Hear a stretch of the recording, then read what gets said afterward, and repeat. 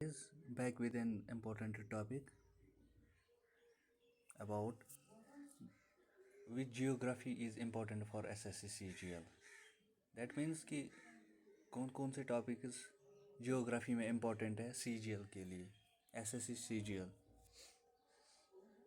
तो हम पहले जियोग्राफी के क्वेश्चंस को क्लासीफाई करेंगे 3 मेजर कैटेगरीज में।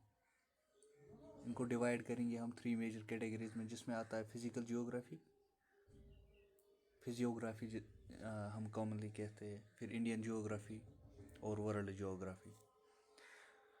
और हमें इसमें क्या ख्याल रखना है फिजिकल जियोग्राफी में, यानी फिजियोग्राफी ऑफ द वर्ल्ड। उसमें हमें ये देखना है कि solar system, planets, rocks, atmosphere, volcanoes, mountains, climate, इसमें हमें ये सब पढ़ने पड़ेंगे। सोलर सिस्टम के बारे में पढ़ना पड़ेगा, सारे प्लैनेट्स के बारे में पढ़ना पड़ेगा, एटमॉस्फेयर, लेयर्स, रॉक्स के डिफरेंट टाइप्स, वॉल्केनोज, उसमें हमें ये देखना है कि एक्टिव वॉल्केनोज कौन से हैं इंडिया में, और फिर क्लाइमेट एंड माउंटेन्स। उसके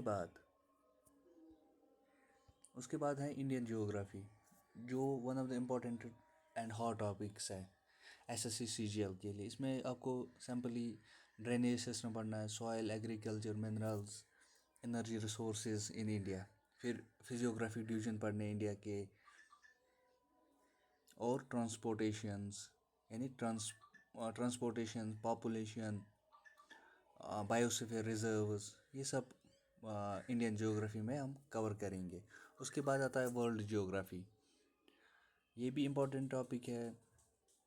लाइक इसमें क्या पढ़ना है, हमें कॉन्टिनेंट्स के बारे में पढ़ने हैं, ओशंस के बारे में पढ़ने हैं, और वर्ल्ड ड्रेनेज सिस्टम पढ़ना है पड़ेगा।